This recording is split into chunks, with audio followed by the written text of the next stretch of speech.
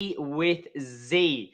My name is Zamil Solanki, and it's absolutely awesome to be joining each and every one of you again on this episode this morning. And like always, if you haven't gotten your tea, your cuppa, whatever it might be, your bowl of cereal, whatever you like to have in the morning, even if you're running off to the kids to work or whatever that might look like, go and grab it now because we're about to jump into today's episode.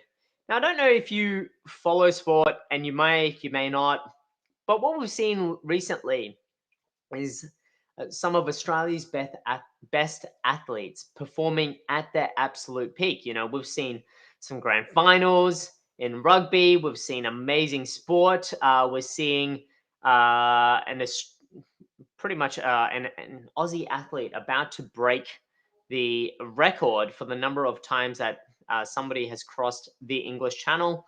We're seeing these amazing news articles about professional athletes. And what I really wanted to do today was touch on one word that a lot of these professional athletes say. You know what happens, like, you know, they run their event, they perform, they play the game, and they're getting interviewed either at halftime or usually at full time, or when the event is over. They've run their race, they've played their game, and one word always comes up: grateful, grateful, grateful. Now, the reason why I said that three times there is just so you could clearly hear and start to create this cognitive recognition to this word. And you might be watching these televised things and not even pick it up. And by not picking up, because at the end of the day, we're inundated with information during the day. We're inundated, and there's so many different numbers.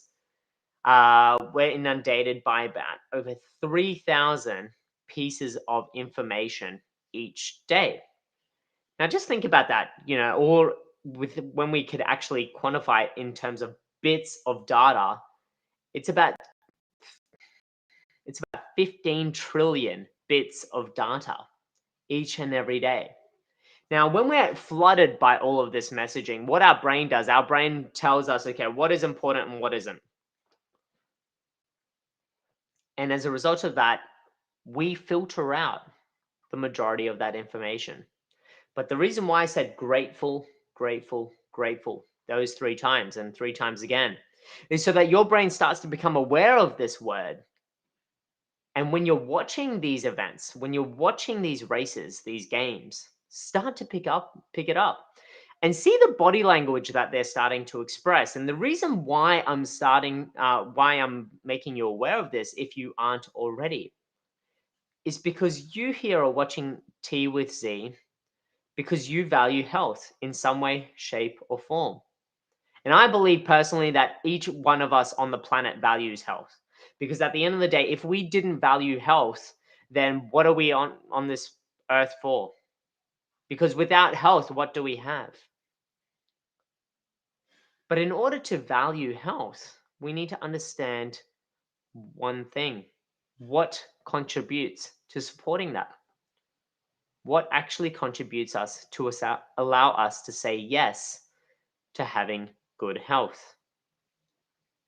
And by doing that, by understanding what we want to do to achieve our health, we need to firstly take another step back and be grateful for what we have, for grateful for the accomplishments that we've achieved. Because think about this. Think about the world of being an entrepreneur. The level of resilience, grit, determination, effort. Would you say it's a sprint or a marathon? And if you yourself are trying to get to that elite level of entrepreneurism, how do you relate that then to the training and dedication required to actually perform at an elite athletic level? I would say that they're very, very similar. Yet we often don't create that analogy. We often don't see the relationship between those two. And so, what I wanted to do today was start to build up that relationship, start to build that relationship into something that we view, something that we love, and go, well, what do professional athletes do so often that we can then start to translate into our own personal and professional lives. And I would say most of them use that one word: grateful, grateful, grateful. They take time to acknowledge all of that dedication, all of that hard work, all of that persistence, all of that grit, all of that resilience to get to where they are today. And each step along the way, they've done that exact same thing.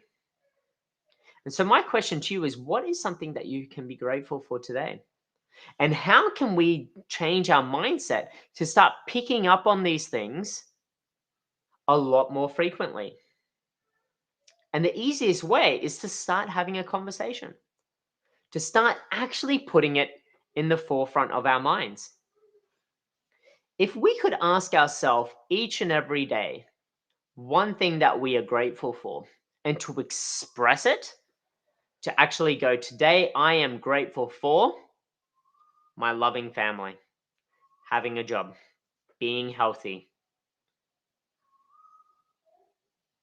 having this opportunity to chat with you on Tea with C.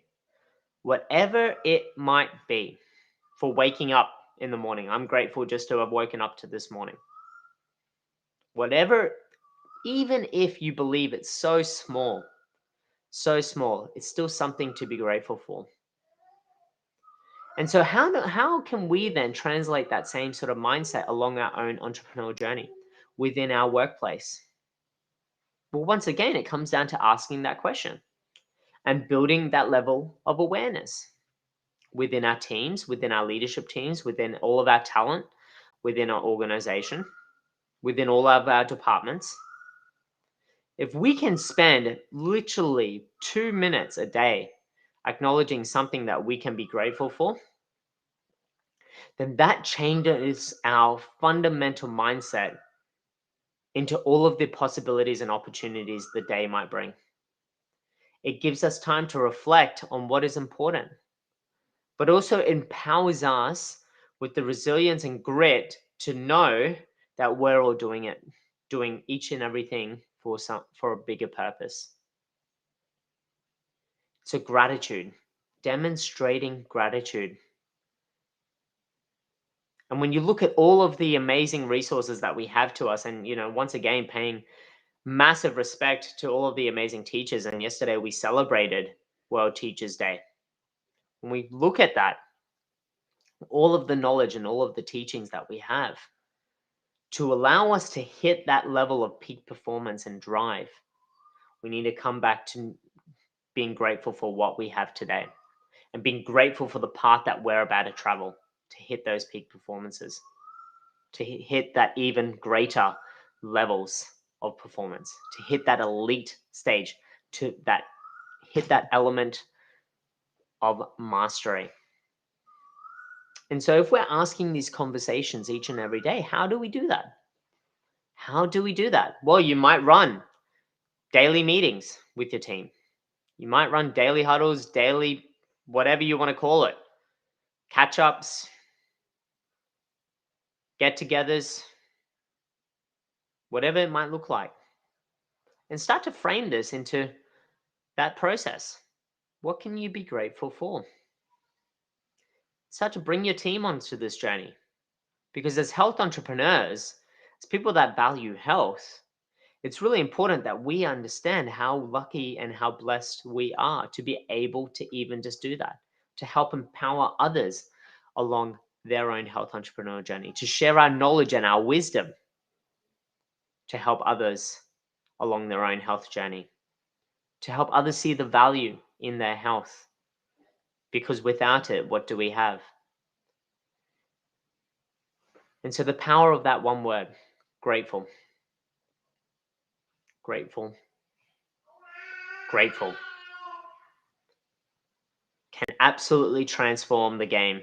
Transform the game into being, but also transform your culture within your organization, within your family life, within your personal life, your professional life, whatever it might look like.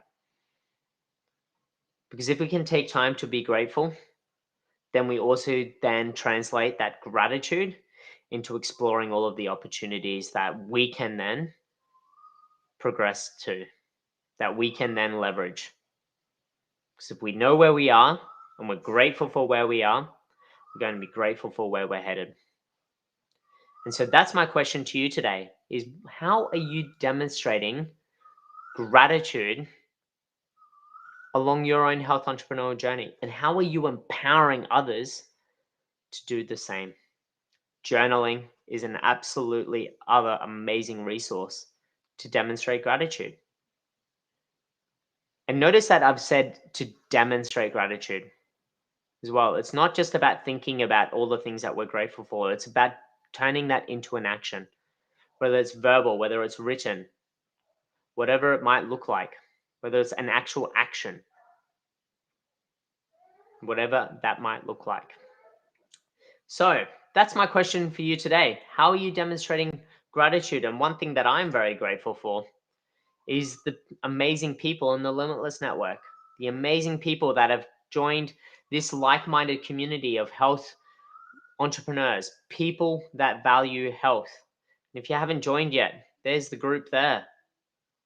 So simple, literally requires a minimal effort to join it. But in that group, and you might be wondering why I always talk about this group, is because we put up exclusive content in this group to help empower you along your own health entrepreneurial journey, whether it's for yourself in getting that mastery of your own health or your business and your business's health and performance in order to do that as well.